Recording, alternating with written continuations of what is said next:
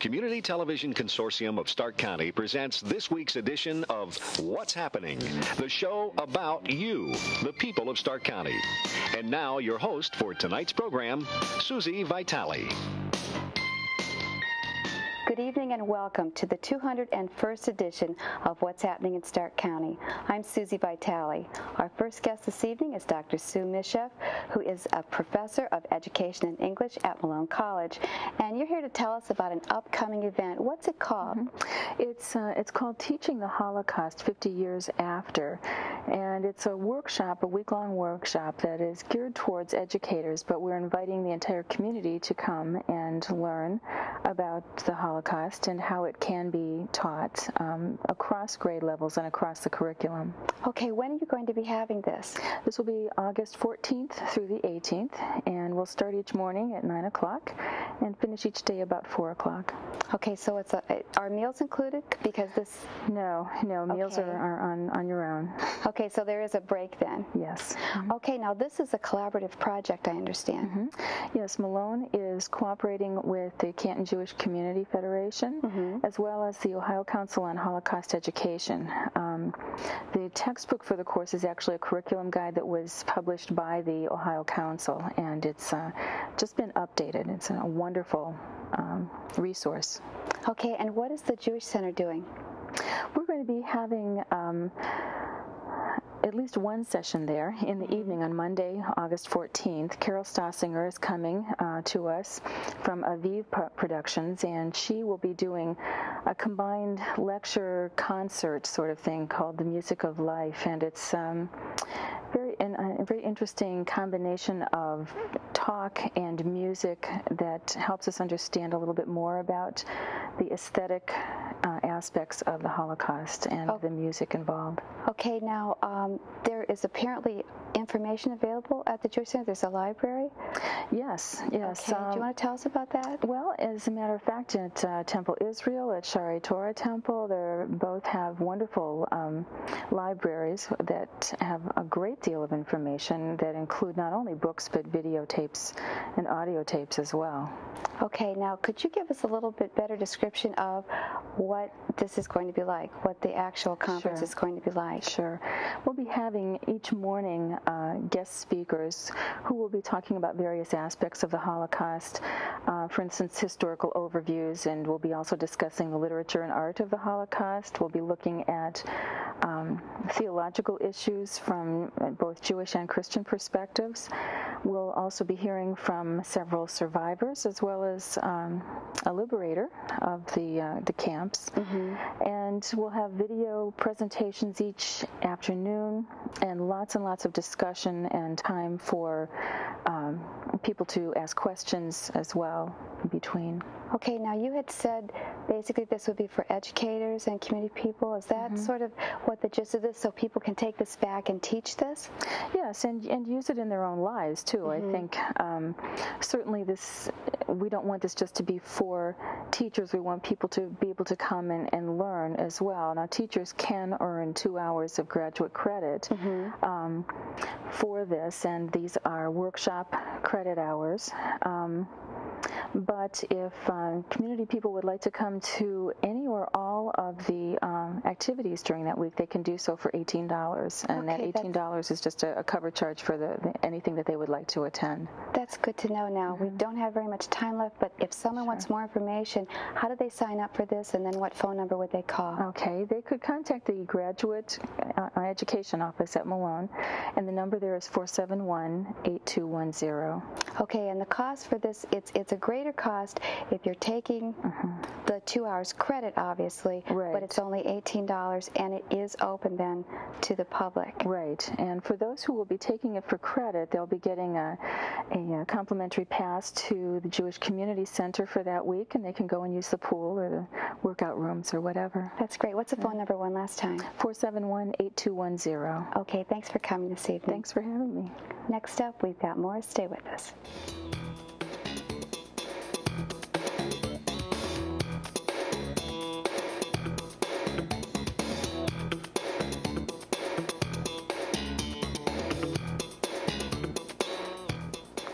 next guest is our good friend David Culp, who's here from the Stark County Department of Human Services. And David has become so skilled from being on our program so many times that he hosted the program when their organization did it. So Human Services really has been on a lot and used this to your advantage, and we're really glad to have you on. It's our pleasure to do so. Okay, now we want to talk about foster care. That's right. So would you like to tell us the purpose of the Human Services foster care program? Sure. The Human Services Foster Parent Program is Stark County's official foster care network, and its purpose is very simple in that it's here to help us, the Child Protection Agency of Stark County, protect abused and neglected children, as well as helping those children to reunify with their biological parents once the biological parents overcome the problems that cause the abuse and neglect. So Human Services foster parents, our community's foster parents, take abused and neglected children in their homes to live with them and provide them with physical and emotional care. And then they do that on a temporary basis and then help them reunify with their biological parent. Okay, how big of a problem is this in Stark County? Do you have any kind of numbers you can give us? Sure. Presently, we have approximately 550 children in family foster homes. 460 of them are in our community's foster parent program, Human Services foster parents.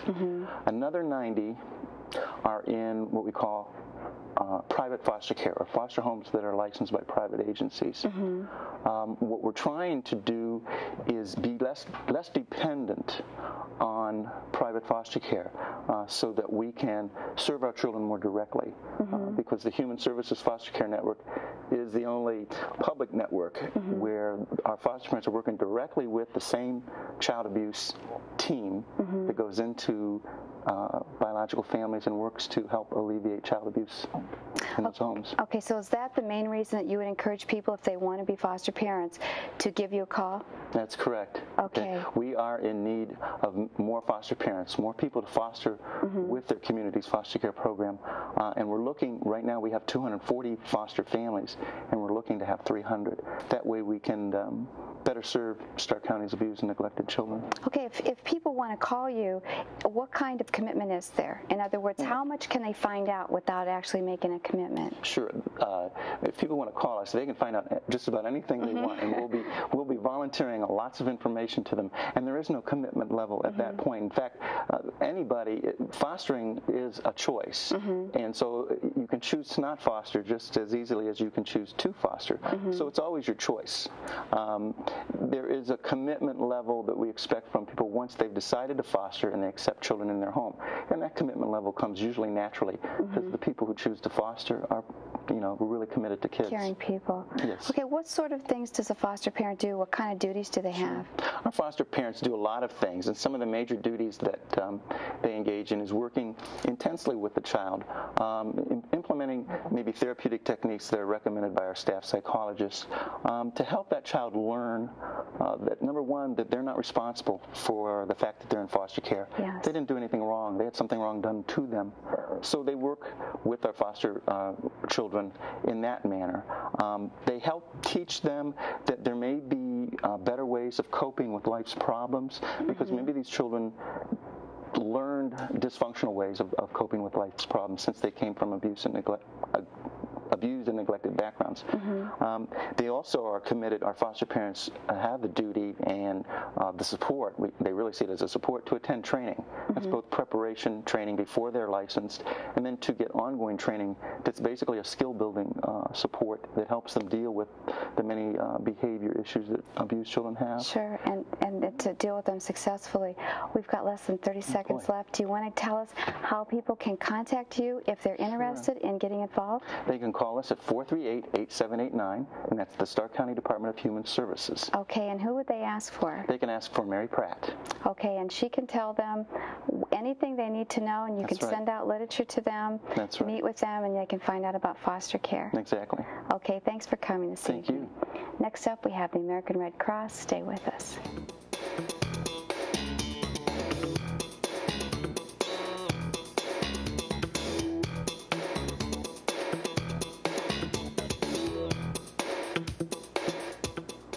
Our next guest is John Strauss, who's an independent member of CTC, and John is here to talk about public access. So first of all, do you want to tell us what public access television is? Sure.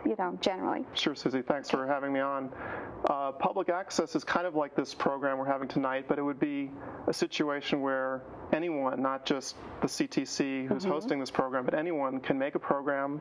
They can take their camcorder, which almost everyone has in their house or has access to. They can make video. They can shoot things that are important to them, anything from home movies of their children to a much more elaborate show that they've put together, thought out, produced, and edited. And they can put together a show, bring it to a facility, which is provided for by the city, and edit the program there, put it on the air, and there's a channel that's set aside just for that purpose. What it essentially does is create an electronic town square, so we can all have a meeting place where we come together, have our ideas shared, and communicate with each other. Okay, do other communities have this available now? Actually, almost 2,000 communities across the country already have this available to them. Okay. And unfortunately, Canton doesn't right now. That's why we're working on this issue right now here. And we're trying to make Canton have the transition from being an information beggar to being an information bank, a resource for people to have access to video, access to information.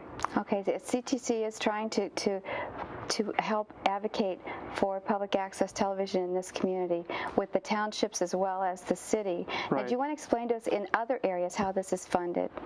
Basically, almost every community where this is funded, it comes out of a revenue that's already existing on your cable TV bill right now. If you look at your cable TV bill, it'll say franchise fee. Now, it comes out to be about $1 something a month, which is not a lot of money. That money was originally intended across the country to fund public access television centers, places where people could go, have equipment provided for them, have cameras provided for them, check out cameras just like a library, and use this equipment. It was a public domain. Instead, right now, Canton is not taking advantage of that fee. They're still collecting the money through Warner Cable. Warner is taking that $1, giving it over to the city of Canton. Canton is just spending that as general revenue. And what we're trying to say is that money was intended for community television resources. Let's redirect it there. It was money that was initially created for the purpose of compensating the community. We're giving Warner a monopoly on the franchise, and we're allowing them to use the public streets. In return, let's give something back to the community. Let's have a community television station and resource center. Okay, and the franchise fee is on all the cable bills in all of Stark County. That's right. So it's not just the Canton City, exactly. And it is going in, it just goes in the general fund. Okay, so this area is different in that aspect, in that the franchise fee is not going for the programming. What we're trying to do is have each township address their political leaders and say, this money is already being collected, let's direct it in the right way. Let's direct it to something that's positive and constructive for our community. And let's combat the demons of apathy, which we have here on the table with activism. Let's look at those two polar opposites and think about how we can move to create a much less apathetic democratic process. Let's get involved in our government.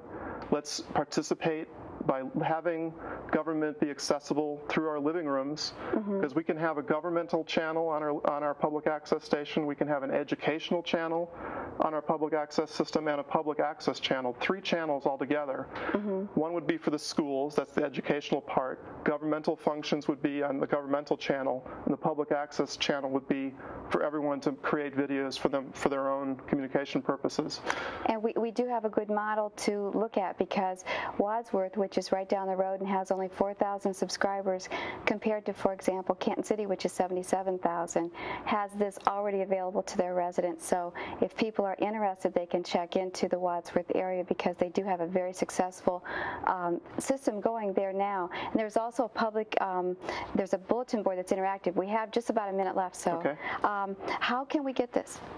Basically, you have to get off your couch, which I'm sitting on right now. I won't get up now. Only 30 seconds. We have to get up. We have to call our leaders. We have to call the mayor. We have to call our city council people. If you live in one of the townships, call your leaders in those townships. Tell them you want public access. You want the franchise fee to be directed towards community television and a public access center with equipment, facilities, the whole works. Okay. Let's have it, and let's have it now. Okay. If they know we want it, then they'll give it to to us. Good. Thanks. We've got more. Stay with us.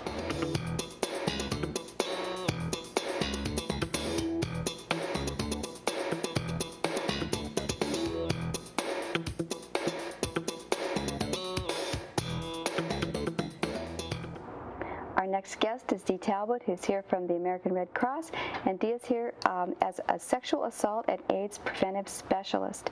And you're here to talk about a new program that you have. Do you want to tell us the name of it? Sure. We hired someone to do part-time, 20 hours a week, as our minority AIDS prevention specialist.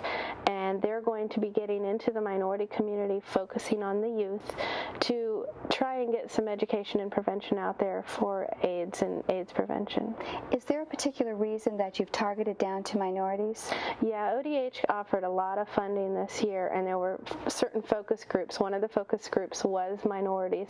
Minorities right now nationwide represent about 40% of the AIDS cases, and considering minorities only make up about 18% of our population, they're highly overrepresented for the AIDS population, so we're really targeting that population to try and get some prevention and some services out to them specifically.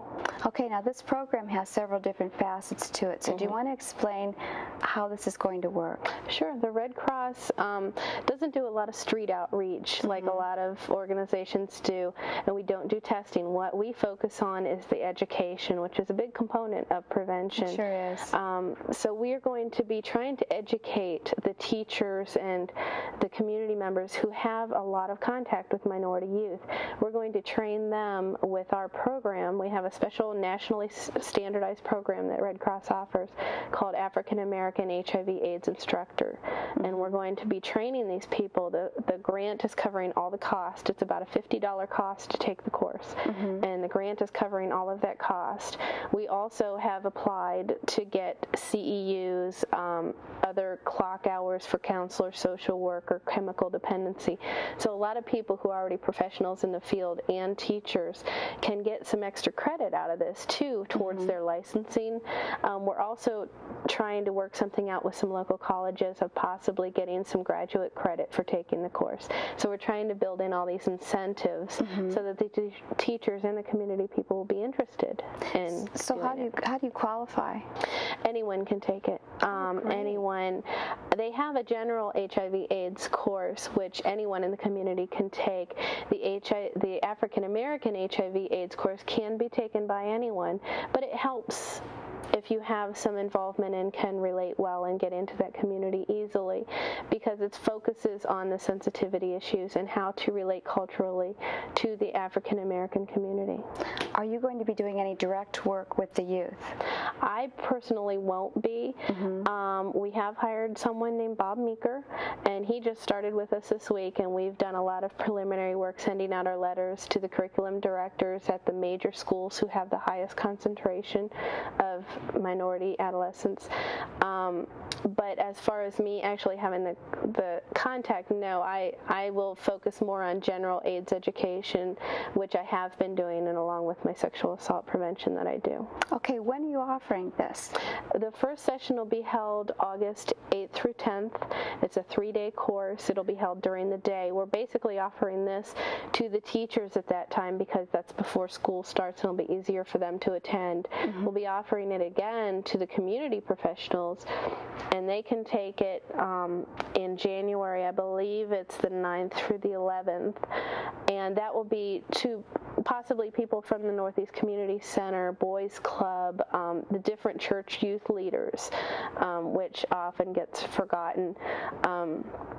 People from Canton City Health Department, Quest Recovery, the Urban Leagues, a lot of the community professionals who can possibly get away during the day. And then we're going to have a wrap-up in June of anyone, either teachers or community professionals, who maybe had heard about it and didn't get a chance to attend, or if they weren't able to attend at an earlier session. Okay, we're out of time. Real quickly, what's the phone number if someone wants information? It's 453-0146.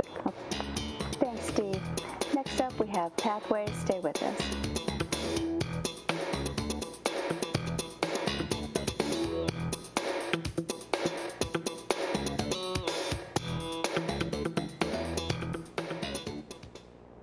Our next guest is Ann DeGraffenried, who's the Recruitment Director at Pathway. And Ann, since you're here tonight to talk about your organization, do you want to first explain to us what Pathway is? Yes, thanks, Susie. Pathway is a private social service organization that provides out-of-home care for children who've been abused and neglected. Okay, do you want to explain to us about your treatment foster care program? Yes. And how that is different than regular foster care? Treatment foster care is for children who've been identified as having special needs. They've been abused and neglected, and these special needs are that these children have behavioral problems and emotional problems, and they need a special kind of foster care than what we generally think of as traditional foster care. These are kids whose problems are pretty severe, and they need a therapeutic approach to their problems. They need skilled foster parents who are able to help them to get over some of their problems so that they can finish growing up and become contributing members of our community. What kind of people are you looking for to be these treatment foster care parents? We're looking for all kinds of people, all kinds of families, families who are older families, young families, people who are single, people who are maybe their children are grown up and gone, but they still have the room and the love in their hearts for kids, and they want to make a difference in a child's life. Do you have to be married, or do you have to have any kind of economic status? No, you don't have to be married. You don't have to be rich. All you have to have is, your own financial status should be stable, of course, and you just need to have a room in your home for a child to have a space, not necessarily his own room, although of course that's nice, but and just the love of children and wanting to help and make a difference. Okay, what is the term teaching parents? Teaching parents are foster parents, and we call our foster parents teaching parents simply because we expect that our foster parents will teach children a new way of behaving, a new way of living in a family. A lot of these children have not had the opportunity to build relationships in a family setting, and we want our teaching parents to help them do that. Okay, now, are the teaching parents basically for the special needs children, or do you refer to all of your foster parents? All of our foster parents are referred to as teaching parents. They take the same kinds of training and learn how to do the same kinds of things. Okay, do you give them any sort of extra support because the children are coming from backgrounds that may cause difficulties and behavioral problems? Yes, we certainly do. These children are difficult children. Their problems are difficult, and we know that we have to do some other things to be able to enable these parents to maintain these children in their homes. We provide what's known as wraparound services. Whatever that child needs in order to be maintained in the foster home, we provide that. We are on call to all of our teaching parents 24 hours a day, 7 days a week, so that we can help them handle any crisis that might arise. We help the foster parents out with finding places for their therapy and counseling and those kinds of things, and generally just are a good support to the foster parents who are doing a difficult job. What kind of preparation training is done? We go through an extensive training and screening process for our foster parents. They, depending on the level of care that the child in their particular home needs, the highest level of care in our program, the foster parents go through over 100 hours of training to enable them to deal with the kinds of problems those children are coming to them with. And there are a couple of lower levels of care, but they're all provided with specialized training to enable them to deal with children that have problems. Okay, if someone is watching and thinks, I'd really like to do this, who do they call? What's the phone number, and who would they talk to? They need to call me, Ann DeGraffenried, at 493-0083. That's our Pathway number. They just need to ask for me. The first thing I will do is send them out a packet of information. There's no obligation to receive that packet of information. It will also include a schedule of the information sessions that we're going to be holding for the rest of the summer to give people more information about who and what Pathway is and what the programs of Pathway are. Okay, what's that phone number real quickly? That number is 493-0083. Okay, thanks for coming this evening. Thank you for having me. Next up is Pat Perkins. Stay with us.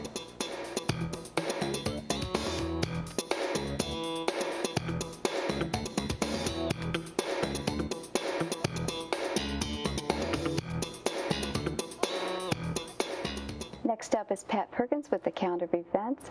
Pat, Thank you, Susie. We're going to give the schedule for the Pro Football Hall of Fame festivities, so get your paper and pencil ready. We're going to start with Friday, July 21st. From 11 in the morning to 11 at night, they're going to have the Jackson Belden Food Fest, which is going to be held at Kent Stark and also the Stark Tech area. And then at 5:30, the Balloon Classic will take off, also from the Kent Stark area. Now, the Balloon Fest will take off. There will be 3 balloon launches at 5:30 on Friday, July 21st, at 6 o'clock in the morning on Saturday, July 22nd, and then again that evening on Saturday, July 22nd at 5:30. Again, during the day, there will be the Jackson Belden Food Fest in that area. That night at 7 o'clock, the Drum Corps International North Regional Show will be held at the Paul Brown Tiger Stadium, and that will be held at 7 o'clock. Then comes Sunday, which is Kickoff Sunday. At 6 o'clock in the morning, we're going to do the Balloon Fest one more time. At 8:30, the 10K and the 2-mile kickoff race will start from the Hall of Fame Fitness Center. At 2 o'clock in the afternoon, the kickoff parade will start from downtown. It will go west on Tusk, and it will end up at McKinley's Monument. At 7:30 that evening, at the McKinley's Monument, there's going to be the 2nd Marine Aircraft Wing Band concert and fireworks. Now let's go to Wednesday, July 26th. Starting at 11 o'clock and running until 10 o'clock that evening will be the Ribs Burn-Off in downtown Canton. On Thursday, July 27th, again, the Ribs Burn-Off will be held from 11 in the morning until 10 in the evening. At 6 o'clock on that Thursday, the U.S. Air Force Band, a flight concert, will be held downtown, and I think it's on one of the stages that they have down there. And then at 10 o'clock that night, the fireworks will go off from downtown Canton. On Friday, July 28th, it starts a big day. 7:15 in the morning at the Memorial Civic Center and Cultural Center will be the Mayor's Breakfast, and that's an exciting one because they introduce all the enshrinees. At noon is the Fashion Show Luncheon, and that's also held at the Memorial Civic Center and Cultural Center. And at 7 o'clock that evening, the Enshrinee Civic Dinner will also be held there. On Saturday, July 29th, the Grand Parade starts from downtown at 7:30 in the morning. At 11 o'clock will be the enshrinement, and that will be held at the Hall of Fame, the Pro Football Hall of Fame itself, right out front. And then at 2:30, the game will start at Fawcett Stadium, and it's interesting this year, it's 2 new teams. That's right. In the league, the Jacksonville Jaguars and the Carolina Panthers. My boys were really excited about that. Okay, so if you're interested in a pamphlet, if you're interested in tickets, or if you want any more information, you can call the Pro Football Hall of Fame Festival, and that number is 456-7253. Again, that number is 456-7253. Promises to be a great couple weeks. The Community Television Consortium in Stark County has volunteer opportunities for anyone interested in television production and broadcasting. Areas are available for trainees that include public relations, marketing, script writing, camera and technical work, timekeeping, and floor manager. All you need is a desire to learn while helping our Stark County nonprofit health, cultural, and educational organizations.